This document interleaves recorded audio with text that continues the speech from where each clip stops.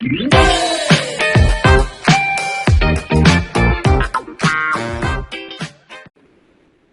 como tú les comentabas, pues empiezo la residencia en julio y pues cuando me contactaron para hacer como la charla, me pareció interesante el tema de la esclerosis porque pues por un lado justo nos cayó para el Día Mundial de la Esclerosis y también me parece que es un tema que uno como estudiante muy poco ve en la práctica.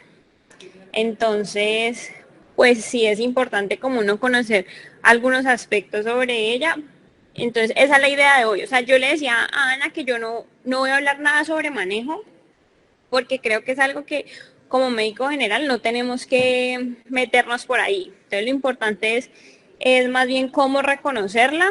Entonces, eso es lo que, como en lo que más me voy a centrar y explicar un poquito sobre la fisiopatología. ¿Listo? Entonces, cualquier cosa, pues si tienen alguna duda en el momento, pues prenden el micrófono y me la comentan. O si estoy hablando de pronto muy rápido o no se escucha bien, pues estoy pendiente para que me digan, ¿listo?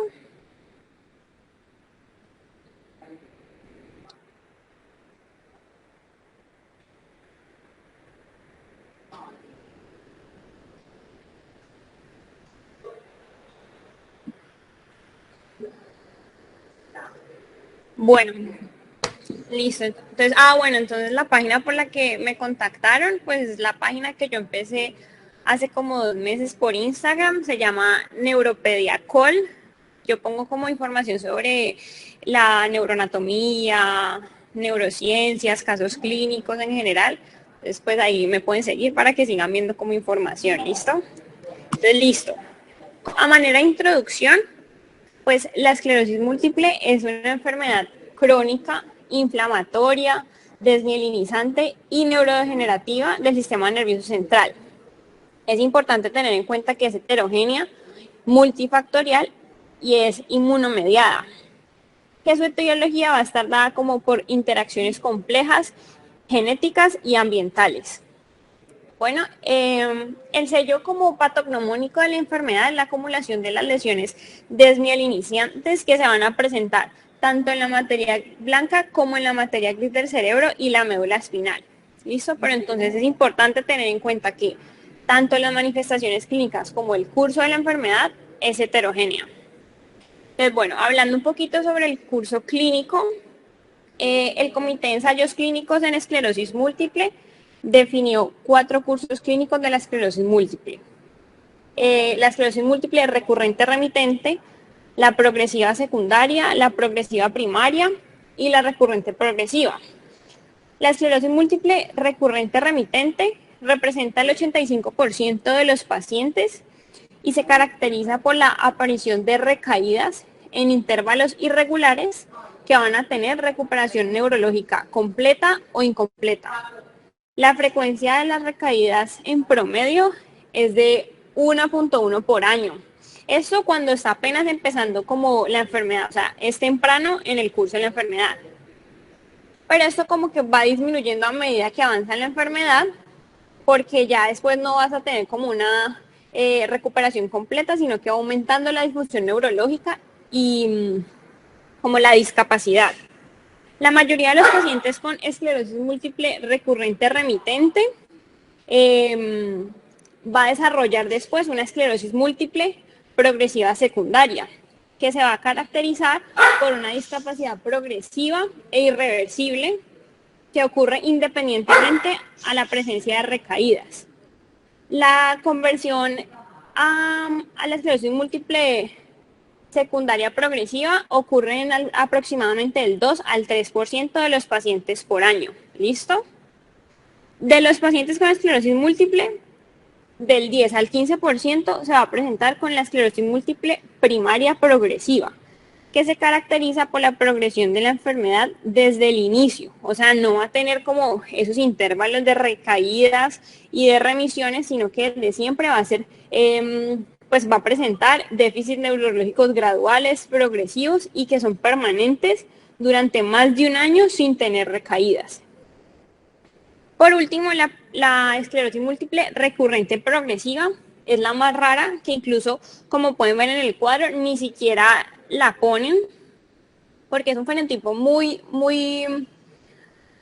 sí, muy raro y se caracteriza por una enfermedad progresiva desde el inicio, pero que además va a tener recaídas agudas, que como en la anterior también puede tener o no recuperación completa. ¿Listo?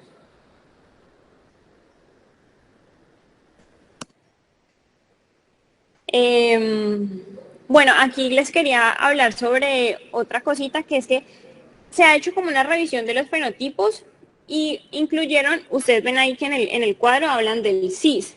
Eso es el síndrome clínicamente aislado. Y eso se lo denotan a los pacientes que la primera presentación clínica tiene características de una desmielinización inflamatoria que podría ser esclerosis múltiple, pero no va a cumplir con los criterios diagnósticos como tal. ¿Listo?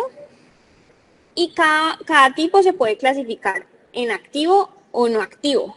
Y esto se va a definir por la aparición de las recaídas o las lesiones que se detectan mediante la resonancia magnética.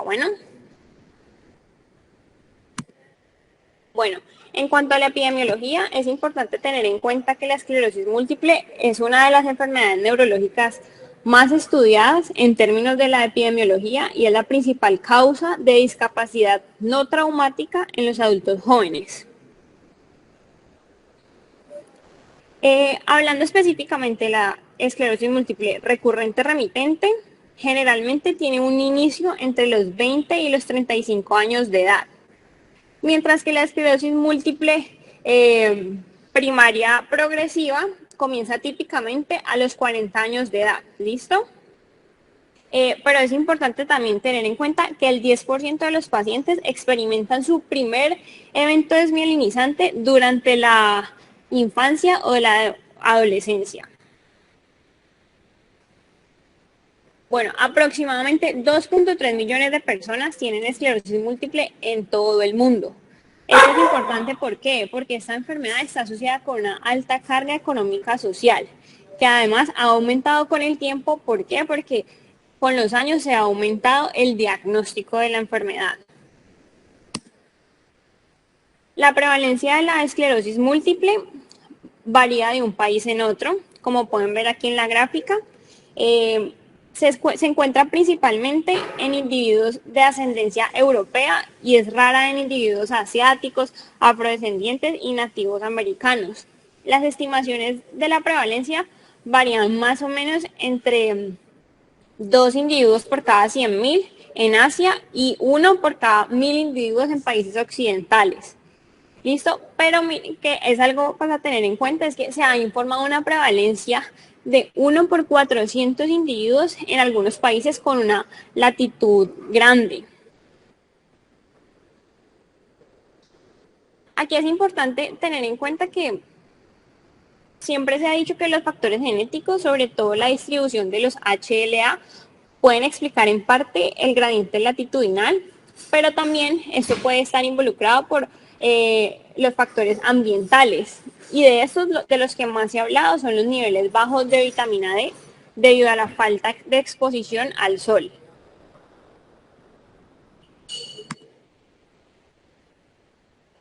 Bueno, ahora vamos a empezar con los factores de riesgo, que aunque aún se desconocen las causas de la esclerosis múltiple, sí se sabe a ciencia cierta que la enfermedad es el resultado de la interacción de la susceptibilidad genética y los factores de riesgo ambientales. ¿Listo?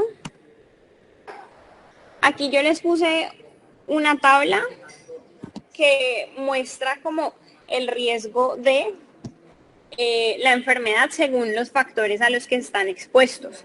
Entonces, vamos a empezar primero con el estilo de vida y los factores ambientales. Y es que muchos factores ambientales pueden contribuir al riesgo de la esclerosis múltiple y por lo tanto aumentar el riesgo de la enfermedad durante un periodo de tiempo particular. Se podría decir como que si fuera una ventana de susceptibilidad. Los factores de riesgo que están mejor establecidos hasta el momento son la infección por el virus del Epstein-Barr en la adolescencia y en la edad adulta temprana, la exposición al tabaco, ya sea activo o pasivo, la falta de exposición al sol, los bajos niveles de vitamina D y la obesidad durante la adolescencia. Otros factores de riesgo que están menos establecidos incluyen el trabajo nocturno, el consumo excesivo de alcohol o cafeína y antecedentes de mononucleosis infecciosa. Si ustedes tienen alguna pregunta, activan el micrófono porque yo aquí no puedo ver si me están escribiendo algo, ¿listo?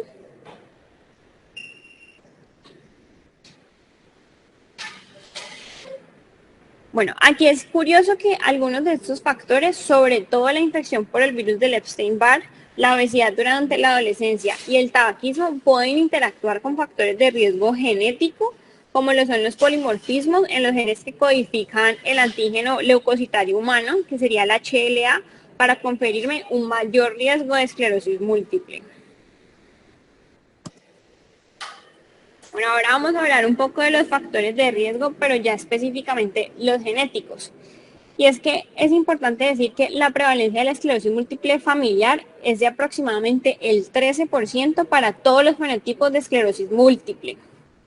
Y el riesgo de la recurrencia dentro de las familias aumenta con el porcentaje de intercambio genético. Entonces, digamos, por ejemplo, el riesgo ajustado por edad en unos gemelos que sean monocigotos es del 35%, pero si digamos los gemelos son dicigotos, disminuye a un 6%. Y si son hermanos que no son gemelos, sería solamente el 3%.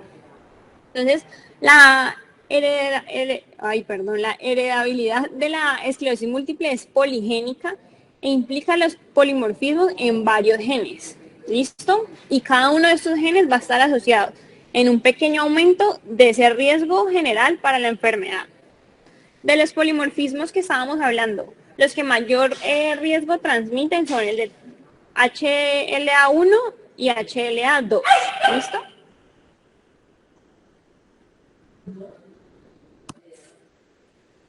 Bueno, entonces ahora vamos a entrar en los mecanismos patológicos y como les venía diciendo, el sello distintivo patológico de todos los fenotipos de la esclerosis múltiple son las placas focales, es decir, las lesiones, que son las áreas de desmielinización que generalmente se van a encontrar alrededor de las vénulas postcapilares y se caracterizan por la ruptura de la barrera hematoencefálica.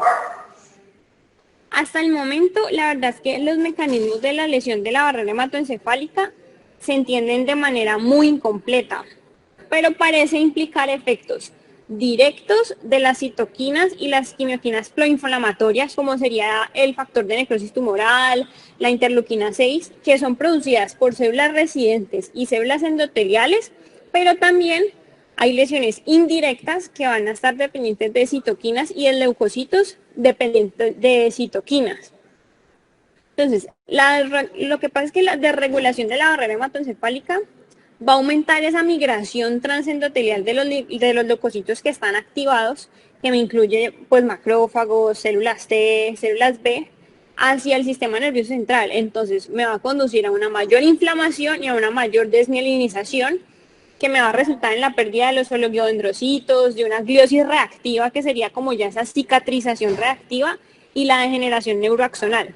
Entonces, si ustedes lo quieren como, para entenderlo más fácil, es como un ciclo. Entonces, hay inflamación en el sistema nervioso central que me daña la barrera hematoencefálica, y ese daño hace que la inflamación, digamos por así decirlo, periférica, me entra al sistema nervioso central, entonces me va aumentando más y más la inflamación dentro del sistema nervioso. ¿Listo? Bueno, es importante que en cuanto a la patología, las placas o las lesiones se van a producir tanto en la sustancia blanca como en la sustancia gris, y generalmente se van a encontrar en todo el sistema nervioso central, o sea, es decir, cerebro, médula espinal y hasta el nervio óptico. ¿Listo? Aunque la ubicación anatómica de las lesiones de la sustancia blanca está como asociada a las manifestaciones clínicas específicas, siempre se debe tener en cuenta que el volumen total de estas lesiones solo está moderadamente relacionado con la discapacidad clínica y el deterioro cognitivo, esto debido a la participación de otros mecanismos fisiológicos patológicos que no son tan evidentes de pronto en las placas. Entonces ustedes pueden ver que en una persona se le ve la resonancia y se ve feísima, pero no está como tan sintomática como puede estar otra persona que no tenga la misma cantidad de placas en su resonancia. Entonces, bueno, primero vamos a hablar sobre las lesiones de la sustancia blanca. Y en las primeras fases de la esclerosis múltiple, que podría decirse el CIS, que es el síndrome clínico aislado, y la esclerosis múltiple recurrente remitente, se caracterizan típicamente por lesiones desmielinizantes activas. Entonces, ¿qué van a tener? O sea, tienen una fuerte inflamación de linfocitos, que van a ser principalmente células TCD8 y células CD20. Van a tener microglías activadas, eso sobre todo en los bordecitos de la lesión, macrófagos y astrocitos. Por el contrario, esas placas desmielinizantes activas son menos frecuentes en los pacientes con una esclerosis múltiple primaria progresiva y secundaria progresiva, porque hay una frecuencia reducida de los eventos inflamatorios hacia agudos, como serían, digamos, las recaídas en estos pacientes. Por el contrario, en estos subtipos de esclerosis múltiple, o sea, la primaria progresiva y la secundaria progresiva, se caracterizan es por las lesiones inactivas. ¿Listo? Otro tipo de lesión que es importante como recalcar es la materia blanca, que aparentemente es normal. Y esto es porque, además de las lesiones focales típicamente observadas en los pacientes con esclerosis múltiple, hay sustancia blanca macroscópicamente normal que a menudo muestra signos de inflamación difusa y de daño neuroaxonal. Entonces, antes pues se consideraba que esta sustancia blanca de apariencia normal pues se consideraba normal, secundaria al daño axonal dentro de las lesiones focales.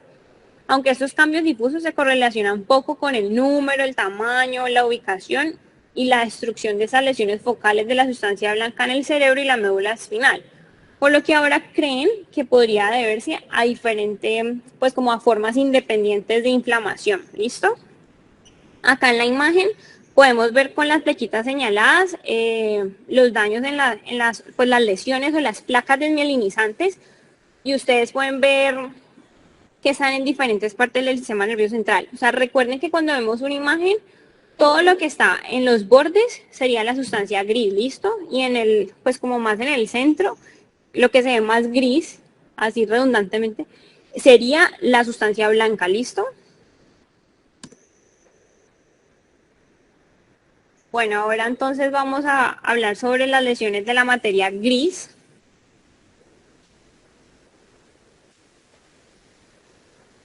Bueno, y en la materia gris se va a observar una desmielinización cortical extensa en el cerebro anterior y en el cerebelo. ¿Listo? Esto es de las primeras fases de la enfermedad, incluso en los pacientes con síndrome clínico aislado o síndrome radiológicamente aislado. Bueno, y es más grande aún en los pacientes con la esclerosis múltiple primaria progresiva y secundaria progresiva, donde pueden ser tan extremos los casos de lesiones en la sustancia gris que pueden como afectar más del 60% de la corteza cerebral. ¿Listo? Las lesiones también pueden ocurrir en los núcleos de la sustancia gris profunda y en la materia gris de la médula espinal. ¿Listo? No sé qué pasó ahí con la exposición, que se ve algo ahí, pero pues bueno, yo se los voy a decir. ¿Listo? Las lesiones corticales se encuentran predominantemente en los surcos corticales y en las invaginaciones profundas de la superficie, y a menudo pues me van a estar relacionadas topográficamente con los infiltrados inflamatorios en las meninges. Bueno, en comparación con las lesiones de la sustancia blanca, las lesiones corticales generalmente muestran menos descomposición de la barrera hematoencefálica, menos edema, un menor grado de inflamación, entonces se ve menos microglía y menos macrófagos activados infiltrantes. Bueno, y además se puede ver una reparación de mielina más eficiente que me ocurre después de la desmielinización. ¿Listo? Según la ubicación dentro de la materia gris, se han identificado 4 tipos diferentes de lesiones corticales en los pacientes con esclerosis múltiple. Las lesiones tipo 1 son las que se ubican en el borde córtico-subcortical y afectan tanto la materia gris como la materia blanca. Sería la que en la imagen ustedes ven como la yuxtacortical. Las lesiones de tipo 2 son lesiones más pequeñas, intracorticales, perivenosas, que no me van a afectar la sustancia blanca ni la superficie pial del cerebro. Las lesiones tipo 3 se extienden como hacia adentro de las capas subpiales de la corteza, entonces se conocen también como las lesiones subpiales, y estas son las más frecuentes en los pacientes con esclerosis múltiple y se caracterizan por áreas subpiales de alineación que me involucran la cinta cortical de varias circunvoluciones, o sea, como si fuera como más longitudinal, que se extendiera. Y a menudo están relacionados con los infiltrados inflamatorios meningios, que generalmente no se van a extender más allá de la tercera y la cuarta capa de la corteza. Y por último, las lesiones tipo 4 se extienden por todo el ancho de la corteza, pero sin pasar por el borde entre la corteza y la sustancia blanca. ¿Listo? Otro tema importante a tocar en la patología es la remielinización y la degeneración que puede ocurrir por esta enfermedad. Entonces, empezando por la remilenización, puede ocurrir, como ya se sabe, y se ha sugerido que ocurre como un mecanismo de recuperación clínica después de una recaída. Y pues esto es importante pues como objetivo para futuras terapias. Esta remilenización va a dar como lugar a unas placas que se llaman placas de sombra, que se caracterizan por una remielinización global o irregular, que es como una demarcación aguda de esa sustancia blanca de apariencia normal circundante y de los axones con unas vainas finas de mielina, ¿listo? La extensión de la remielinización es muy heterogénea, aunque en general es limitada y restringida al borde de la lesión, ¿listo? O puede verse también irregular. Y se ha demostrado que aproximadamente el 40 al 50% de las lesiones de sustancia blanca y hasta el 90% de las lesiones de la materia gris, ¿listo? Esta remielinización depende de varios factores: la edad de los pacientes, la duración de la enfermedad, la intensidad de la recaída, la ubicación de la lesión y en general la integridad de ese axón, ¿listo? Lo más común, pues en las etapas más comunes que se puede ver esa remielinización es sobre todo en la fase temprana y en los individuos más jóvenes, que sería entonces pues como una esclerosis múltiple recurrente remitente, ¿listo? Ya en la esclerosis múltiple secundaria progresiva o primaria progresiva es mucho más escasa que se vea. Por otro lado, de los hallazgos neuropatológicos de la esclerosis múltiple, la pérdida neuroaxonal siempre ha sido de mucho interés. Eso sería la neurodegeneración, que ocurre desde las primeras fases de la enfermedad y puede contribuir a una discapacidad clínica irreversible. La verdad se desconoce si el grado de la pérdida axonal se correlaciona o no con la enfermedad de la esclerosis múltiple, porque hasta hace poco se creía que la neurodegeneración era como resultado de la desmielinización. Ahora se cree que son como mecanismos fisiopatológicos diferentes y simultáneos. ¿Listo?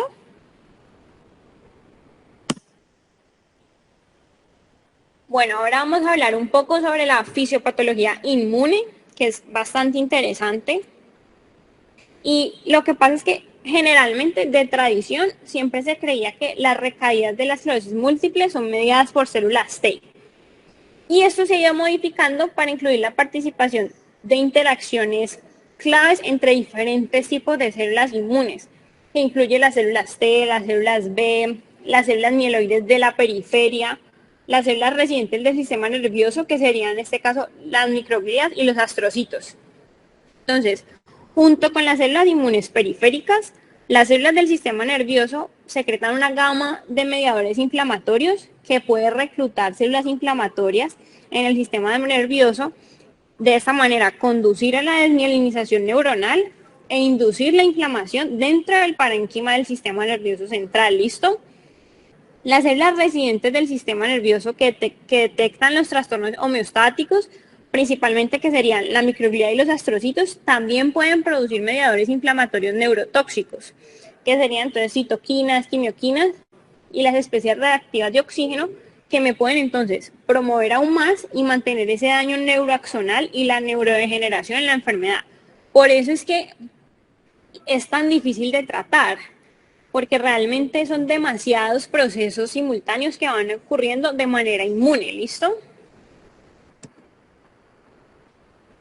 Entonces, vamos a explicar un poco sobre la gráfica. De pronto la ven ustedes como muy cargada, pero si me van entendiendo lo que yo les voy diciendo, se vuelve mucho más sencilla. Se cree que en las etapas más tempranas de la enfermedad, las células inmunitarias ingresan al sistema nervioso central a través de los vasos sanguíneos, de la barrera hematoencefálica, el espacio subaracnoideo y los plexos coroideos. ¿Listo? Entonces son las flechas que están punteadas.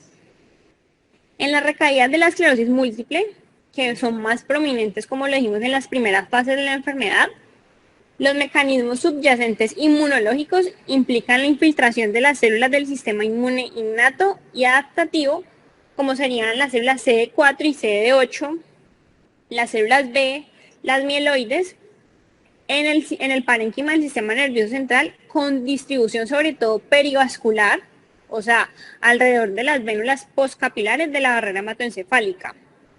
Y se cree que estas células inmunes, junto con las microglías activadas residentes y los astrocitos, contribuyen a la lesión de los oligodendrocitos, que son las células encargadas de la producción de la mielina dentro del sistema nervioso central, la subsecuente desmielinización y la lesión neuroaxonal a través de mecanismos dependientes del contacto celular y de la secreción de los factores de estas células. ¿Listo? Una cosa, Doc, no vemos la gráfica en este momento. Ay, ¿en serio? Sí, nos quedamos en la diapositiva. Ya se ve. Ahí, me dicen, ¿ahí se ve? Sí, ya se ve. Ay, no. Pues entonces les voy a explicar otra vez. ¿Les parece si lo vuelvo a decir para que... Sí, por favor. Listo, entonces, en las etapas tempranas de la enfermedad, las células inmunitarias van a entrar al sistema nervioso por los vasos sanguíneos que están pues formando la barrera hematoencefálica, por el espacio subaracnoideo y los plexos coroideos, ¿listo? Entonces, en las recaídas, que son las más comunes en las primeras fases, lo que hay es la infiltración de las células del sistema inmune, tanto innato como adaptativo, que serían las células B, las mieloides, las células CD4 y CD8, en el parénquima del sistema nervioso, con una distribución perivascular alrededor, es decir, pues de la barrera hematoencefálica. ¿Listo? Voy a coger aquí el puntero por aquí me están diciendo. Puntero. Esa es la entrada, ¿listo? Entonces, esas células inmunes, ya con la microglía activada residente y los astrocitos, que serían estos, me van a contribuir a la lesión ya del oligodendrocito, de las neuronas y del axón. Bueno, ya sea por los mecanismos celulares o por la secreción de los factores que secretan estas células, ¿listo? Ya en las etapas posteriores de la enfermedad, me va a disminuir la infiltración episódica de las células inmunes del sistema nervioso como se veía anteriormente. Y se cree que los mecanismos contribuyen a la lesión tisular en curso, que me incluyen en la neurodegeneración, en términos del daño neuroaxonal de los astrocitos y los oligodendrocitos. Esto por el estrés como oxidativo agudo o crónico que está promovido por la activación innata y adaptativa de las células inmunes, la difusión mitocondrial, el acúmulo de hierro y la pérdida de ese soporte trófico que me generaba la mielina, ¿listo? Como lo pueden ver acá. Que en resultado es como los procesos neurodegenerativos, ¿listo? Algo aquí a tener en cuenta es que a pesar de que de ocurrir en las primeras etapas de la enfermedad, la degeneración neuroaxonal es común también en la enfermedad progresiva. Y los mecanismos que están como más específicos en la neurodegeneración axonal son la apoptosis neuronal por el estrés oxidativo agudo, que está promovido por la activación innata y adaptativa de las células inmunes, ¿listo? Para que lo tengan en cuenta. Esto es un tema que siempre como que está ahí como a la duda y son los autoantígenos en la esclerosis múltiple. Pues porque uno habla de una enfermedad autoinmune, pero no se sabe cuáles son los autoantígenos. Hasta el momento, pues el foco de la investigación siempre se ha centrado como en las proteínas de la mielina que usan comúnmente para inducir la encefalomielitis autoinmune en modelos experimentales, que es como la proteína básica de la mielina, ¿listo? Y de hecho varios estudios en pacientes apoyaban el papel de las células T reactivas a la mielina en la esclerosis debido al aumento de la frecuencia, la estabilidad y a los perfiles de respuesta como proinflamatorio de estas células en estos pacientes. Pero lo que se vio es que la mayoría de las personas sanas también tenían estas células reactivas a los mismos antígenos de la mielina que en los pacientes con la esclerosis múltiple. Entonces, pues realmente la sola presencia de estas células autorreactivas pues era insuficiente para inducir la enfermedad.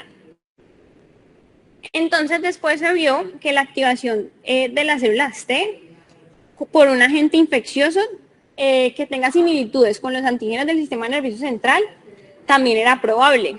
Entonces se ha demostrado una fuerte asociación epidemiológica entre la infección por el virus del Epstein-Barr y el riesgo de esclerosis múltiple, sobre todo en las fases más tempranas de la enfermedad.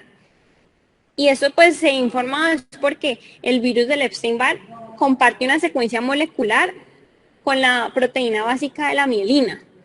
Y entonces puede generar como esa respuesta aberrante de las células TCD4 y TCD8, ¿listo? Sin embargo, pues el proceso por el cual realmente como que se propaga esa respuesta, que se llama propagación del epítope, no se ha relacionado de manera causal con la esclerosis múltiple, porque también hay muchos pacientes con esclerosis múltiple que no presentan los anticuerpos contra el Epstein-Barr. Entonces, por ahora, hasta el momento, todavía queda la duda de los autoantígenos, ¿listo?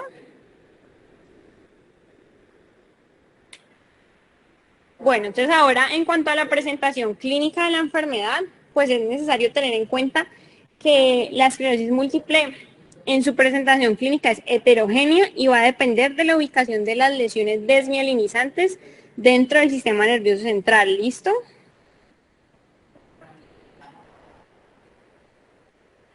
Típicamente, como ya les había dicho, el inicio de la enfermedad se caracteriza por un ataque clínico inicial, que sería el síndrome clínico aislado.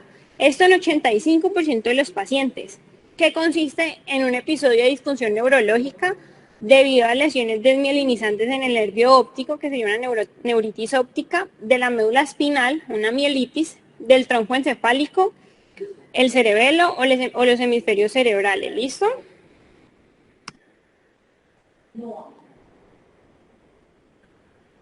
En esta imagen se muestran secuencias de resonancia magnética de pacientes con síndrome clínicamente aislado, sugestivas, de esclerosis múltiple. ¿Listo? Esto 5 días después al inicio del cuadro clínico.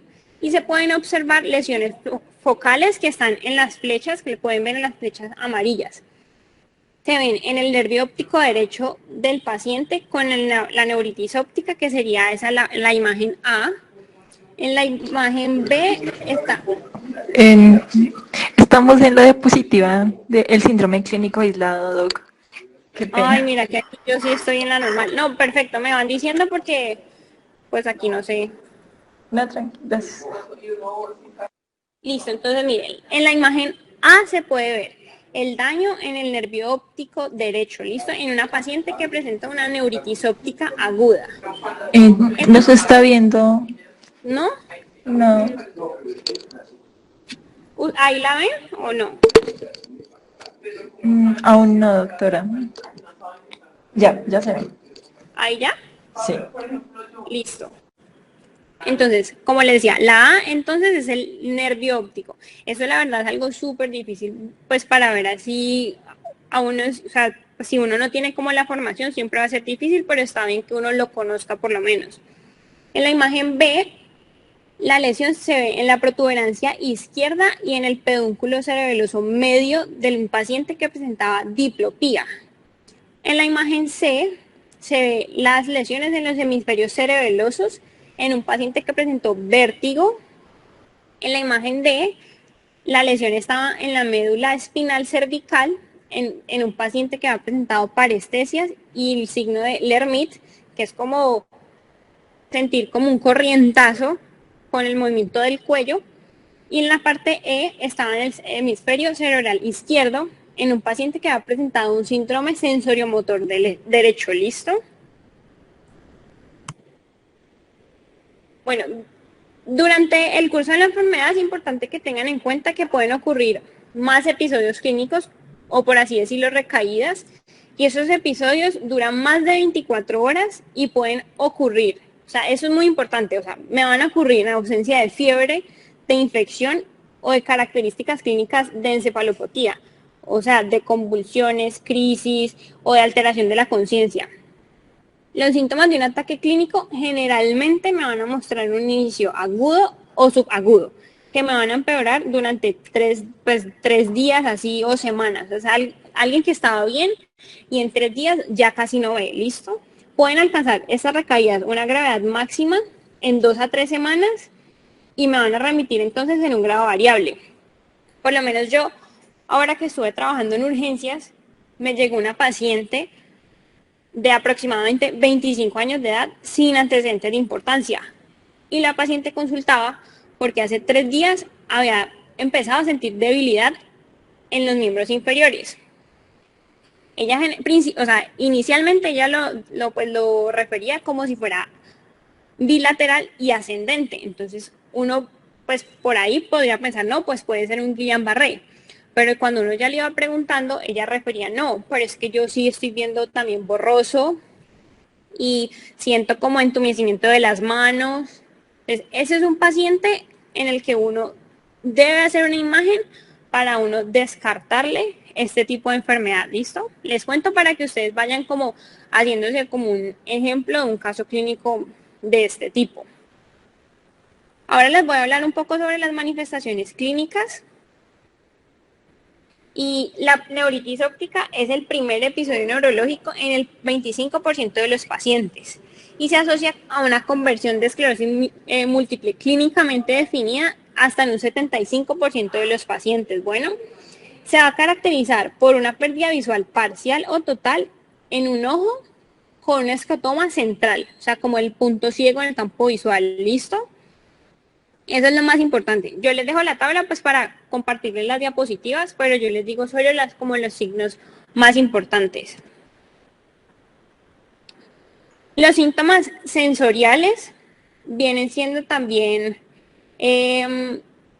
una primera manifestación hasta en el 40% de los pacientes y son causados principalmente por mielitis o síndromes del tronco encefálico. ¿Listo?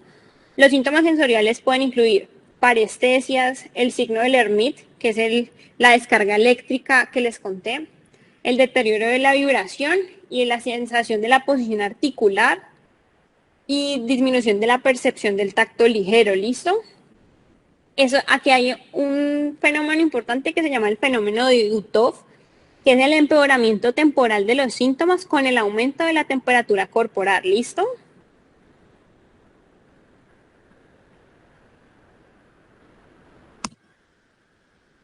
En cuanto a los síntomas del tronco encefálico y cerebeloso, estos están presentes hasta en un 70% de los pacientes con esclerosis múltiple. Y pues incluyen el deterioro de los movimientos oculares, o sea, el nistagmus, diplopía, la ataxia, cualquier desequilibrio de la marcha, dismetría, hasta disfagia, disartria. Todo eso me puede hacer pensar en una esclerosis múltiple. ¿Listo? Y ya otros síntomas, pues me pueden pues ser los de los síndromes hemisféricos cerebrales, que pueden ya presentarse con encefalopatía, epilepsia, cefalea, pero eso ya es menos común. ¿Listo? En general, la prevalencia y la gravedad de todas las manifestaciones clínicas son más altas en los pacientes con la esclerosis múltiple primaria progresiva y la secundaria progresiva.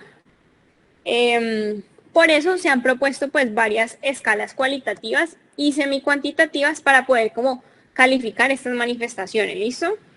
De todas estas, la escala ampliada del estado de discapacidad es como la medida actualmente más ampliamente aceptada de discapacidad clínica. ¿Listo? Esta escala varía de 0, que sería un examen completamente normal, pues un examen neurológico normal, a 10, que ya sería la muerte debido a la esclerosis múltiple. Y proporciona pues 8 medidas de subescala que me va a incluir como los principales dominios funcionales que me afecta la esclerosis múltiple. Entonces, el dominio piramidal, cerebeloso, troncoencefálico, intestinal y vesical, visual y mental. ¿Listo? Esto es algo que uno siempre pues debe tener a la mano en el momento de estar en un pues tratamiento con una persona de esclerosis múltiple. Bueno, el diagnóstico de la esclerosis múltiple se basa principalmente en criterios clínicos. En la mayoría de los pacientes, la aparición de 2 o más episodios clínicamente distintos de disfunción del sistema nervioso, con al menos una resolución parcial, generalmente es suficiente para el diagnóstico. Pero pues lo ideal es siempre hacerlo con los criterios clínicos, ¿listo? Y después con la resonancia magnética. Aquí les voy a hablar 2 términos que vamos a utilizar pues más adelante, que es el DIS y el DIT. Entonces, el DIS es la diseminación en el espacio de las lesiones y el DIT es la diseminación en el tiempo. Bueno, entonces, los últimos criterios, pues los actuales son los revisados en el 2017. Entonces, vamos a hablar de los criterios para la esclerosis múltiple remitente recurrente y de la primaria progresiva. Entonces, aquí la diapositiva sí es un poquito más densa, pero pues es necesario decirlo tal cual. Entonces, en la remitente recurrente, los criterios son los siguientes: al menos 2 recaídas clínicas y evidencia clínica objetiva en el examen neurológico de al menos 2 lesiones con ubicación anatómica distinta, es decir, nervio óptico, cerebro, cerebro, médula, médula, nervio óptico.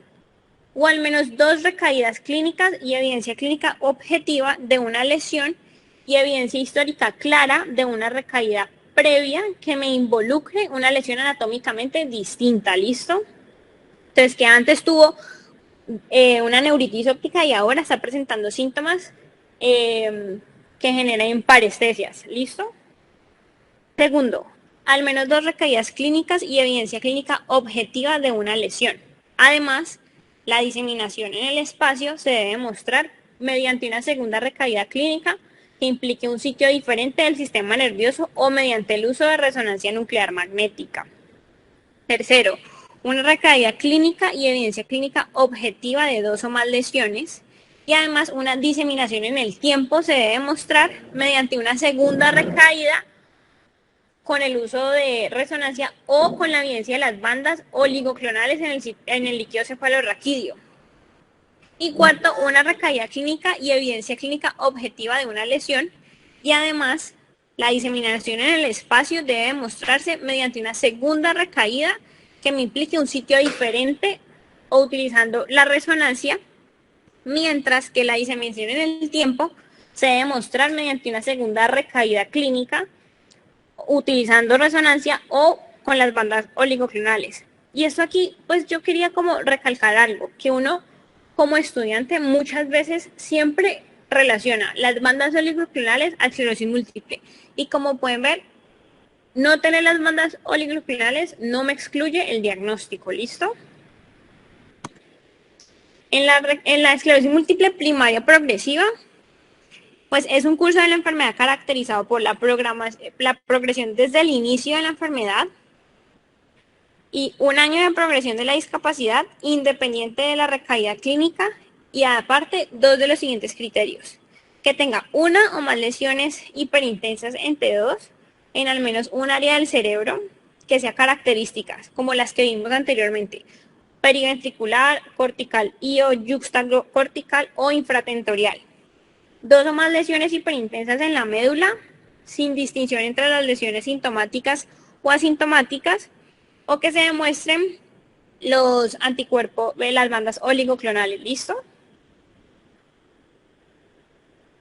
Bueno, la resonancia pues es la que más alta sensibilidad tiene para detectar las anormalidades en el cerebro y en la médula. ¿Listo? En esta imagen pues vamos a ver lo que es el DIS y el DIT, para que ustedes de pronto lo tengan un poco más claro. ¿Listo?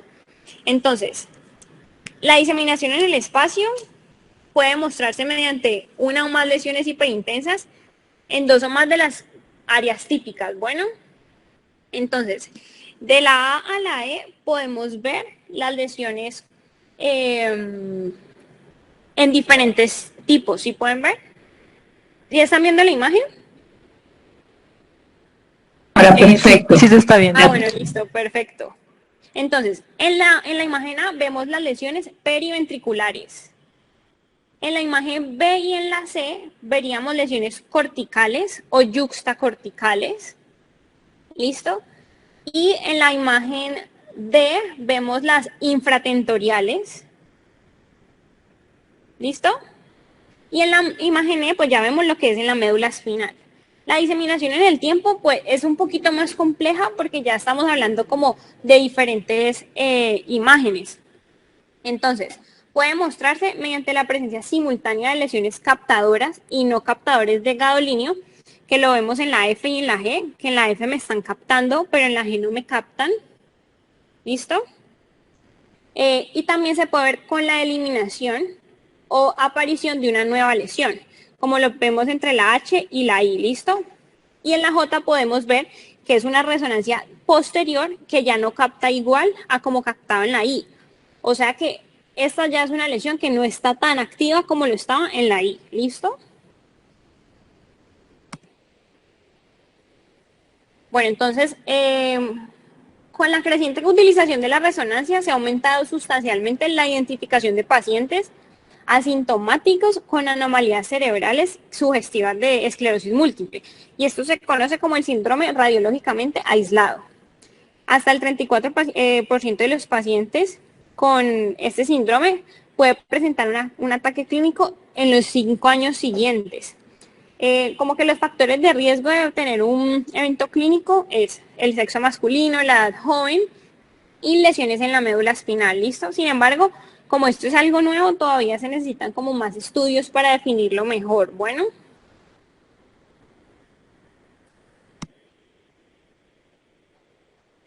en cuanto a los diagnósticos diferenciales, pues el rango de las enfermedades que imitan las manifestaciones clínicas y las características de la resonancia, pues es bastante amplio. Aquí yo les puse pues varios ejemplos, pero lo importante pues es identificar bien las características clínicas y paraclínicas de cada enfermedad para ir reduciendo las posibilidades, ¿listo?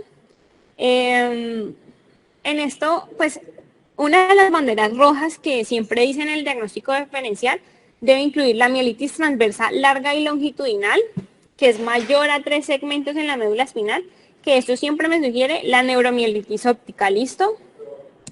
Entonces yo aquí les traje este cuadro que justo pues lo hice hoy para Neuropedia, que me compara estas dos enfermedades porque siempre uno va a tener la duda de si es neuromielitis o si es esclerosis múltiple. Entonces, ¿qué debe pensar? Que la esclerosis múltiple raramente es bilateral, o sea, la neuritis lo común es que sea unilateral. ¿Listo? La severidad de la pérdida visual va a ser menor que en la neuromielitis óptica. Las lesiones en el cerebro pues son mucho más comunes en la esclerosis que en la neuromielitis óptica. Uno en neuromielitis piensa en nervio óptico y en médula espinal. Y la mielitis, en la neuromielitis, compromete más de 3 segmentos consecutivos, ¿listo? En la esclerosis múltiple eso es muy raro.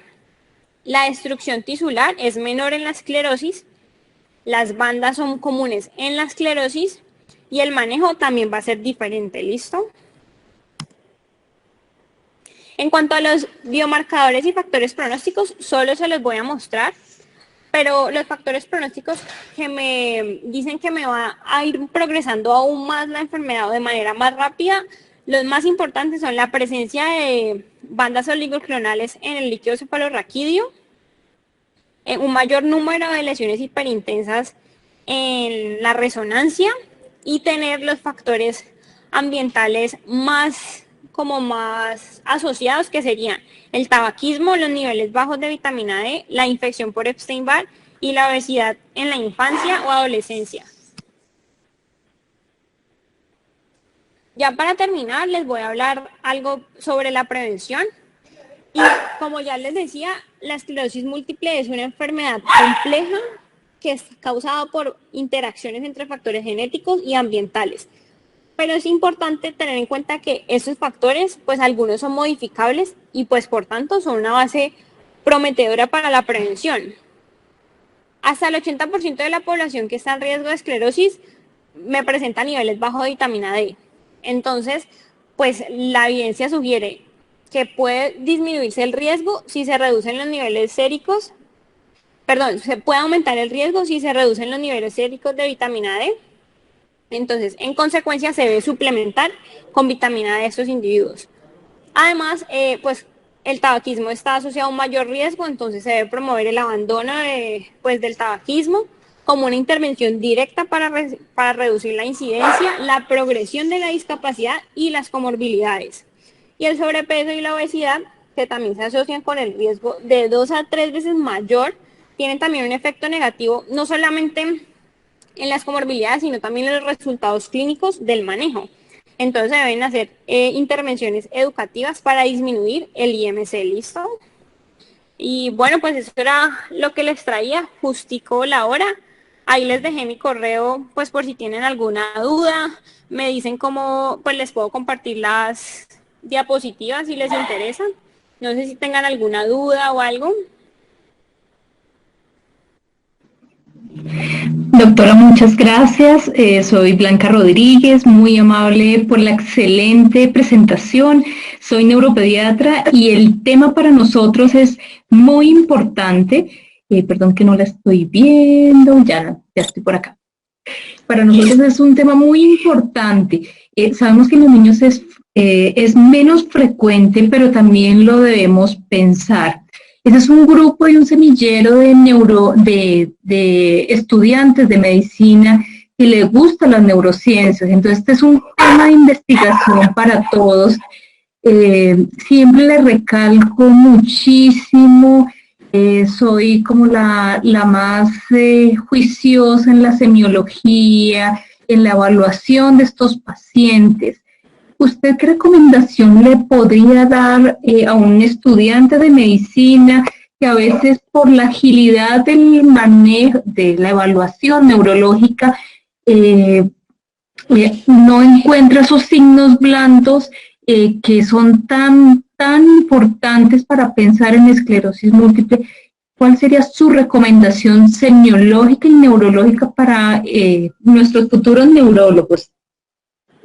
Bueno, pues mira que, como yo les decía anteriormente, esa enfermedad es compleja y en general si uno ve, pues por lo menos no sé si es en mi universidad, uno no tiene mucho como enfrentamiento a las enfermedades neurológicas en la práctica como normal. Entonces, como a mí también me interesaba neuro desde pues muy temprana en mi carrera, yo siempre me metí también a los semilleros así, yo iba estudiando por aparte. Y lo que a mí más me ayudó primero fue como saber los factores de riesgo, ¿listo? Y saber epidemiología. Entonces yo ya sé que es más común en mujeres que están como en edad, por así decirlo, en edad fértil. ¿Sí me entienden? Y yo ya sé como en qué tipo de pacientes se debe presentar, yo ya sé en cuáles lo debo buscar. Si a mí me llega un paciente con síntomas neurológicos, pero que es hombre y tiene 60 años, pues realmente no es la primera enfermedad que yo voy a buscar. Entonces, teniendo ya como los pacientes probables, yo siempre me lo aprendí pues de esta manera. Yo no sé si es la correcta, me daré cuenta en un tiempo, pero yo siempre me aprendí primero la neuritis óptica. Entonces, uno siempre empezar el examen físico es como yéndose hacia el campo visual. ¿Listo?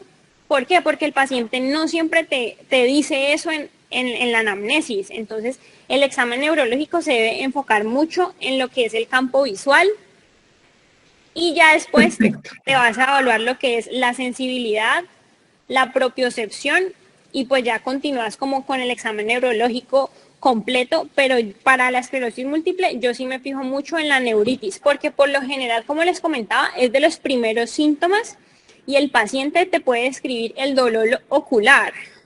Y eso es, para mí, eso es lo que también nos puede ayudar como a pensar en la esclerosis múltiple. No sé si hay... Muy claro, sí, muy claro, muchas gracias. Hay dos preguntas de nuestros estudiantes, muy interesantes las preguntas. En cuanto a la aparición clínica, ¿cuáles son los signos y síntomas más frecuentes entre todos los que comentó? Nuevamente vuelven a la semiología. Ahí es lo difícil con la esclerosis, Sí. porque la esclerosis es demasiado heterogénea. Entonces, yo decirte, pues los más comunes son como los que yo, literalmente, los que yo hablé y todos los, o sea, como que no dicen, mira, los más comunes son estos, pero sí dicen tenés que hablar, o sea, tenés que tener en cuenta la neuritis óptica, tenés que tener en cuenta los síntomas sensoriales, que pues es una gama muy amplia, parestesias, el signo del Hermit que les comenté, sí es algo que es como bastante común, y el fenómeno de Dove, eso también es algo como patognomónico de esta enfermedad. Y pues ya la fuerza, pues eso ya también, como les decía, eso es lo difícil del diagnóstico de la esclerosis, porque la sintomatología es súper amplia. Sí, fue una pregunta un poco general, pero pues está bien que los vayamos sospechando, claro, y podamos... Súper bien. La doctora Ana María Riveros nos dice, en un paciente que se sospecha de esclerosis múltiple, pero presenta fiebre, ¿se debe descartar? Pues, inicialmente, en un paciente que presenta síntomas y aparte fiebre. Fiebre, sí, creo que a eso se refiere. Bueno, entonces, si un paciente me llega inicialmente con fiebre y con síntomas, no es el primer diagnóstico en el que voy a pensar. ¿Sí me entienden? ¿Por qué? Porque entonces con la fiebre me hace pensar en ya una neuroinfección, en otro tipo de enfermedad. Y en caso de uno descartarla, ya me voy a pensar en otro tipo de diagnóstico. Pero la fiebre, inicialmente, pues yo no lo pensaría. Totalmente de acuerdo. Sé que lo hablan por la parte inmunológica, quizás se fueron por ese lado. No sé si Ana María tiene algo más para, si es resuelta tu pregunta. El doctor Daniel Vargas nos dice, ¿hay alguna característica en el examen mental de estos pacientes? Quizás en Boyacá, doctora Valencia, tenemos pues un fuerte grande, que tenemos una unidad de salud mental, ellos rotan desde sexto semestre, entonces a veces a uno le queda la duda, estos pacientes con deterioro progresivo o que ingresan es con síntomas mentales más que la parte visual o motora, o quizás un déficit cognitivo. Sí, pues mira, pues claro, yo me puse a leer para hoy bastante y sí reportan síntomas que incluyen deterioro cognitivo, fatiga, trastornos afectivos, incluso decían que en las primeras fases de la enfermedad, como entre el 40 y el 70% de los pacientes pueden presentar un deterioro cognitivo, y esto es importante porque son, pues como ya lo decíamos, son normalmente pacientes jóvenes, entonces esto va a afectar bastante su vida pues cotidiana, ¿sí me entiendes?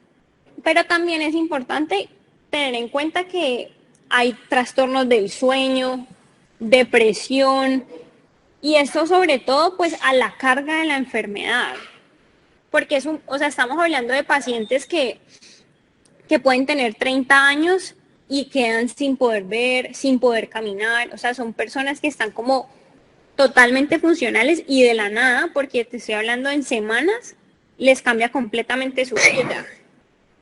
Sí, totalmente de acuerdo. Doctora, muchas gracias. Bienvenida siempre a este semillero, muy completa, muy actualizada, muy clara su charla. Muchas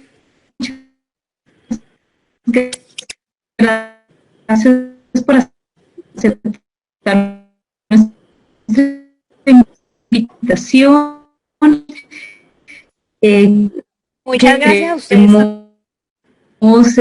seguirla por apoyarnos en el semillero de la UPTC. Daniel, para despedirnos, por favor. Claro, concluido. Bueno, agradecer a Valeria Valencia y a la doctora Blanca, como siempre, por acompañarnos en este semillero, en este gran seminario que tuvimos el día de hoy. Y bueno, eternamente agradecido porque es un tema del que de pronto no conocíamos tanto a profundidad y bueno, ya quedó supremamente claro. Entonces, muchísimas gracias por sembrar estas semillas que estoy seguro van a ayudar a los pacientes en un futuro no tan próximo. No, entonces muchísimas gracias y bueno, esperamos pues, que nos podamos volver a ver, doctora Valeria. Igual cualquier cosa, pues ahí les dejé mi correo o me pueden contactar por Instagram. Pues la verdad yo súper feliz de volver a acompañarlos en alguna otra ocasión o algo. ¿Listo? Muchas gracias. Muchísimas gracias, doctora. Bueno, que estén bien.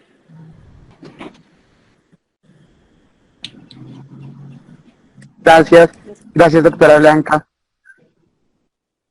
Un gusto, Daniel. Bueno, les agradecemos a todos y a todas nuestras asistentes. Nos vemos en media hora para nuestra próxima charla que se encuentra en el grupo que les enviamos. Muchísimas gracias y ya nos vemos.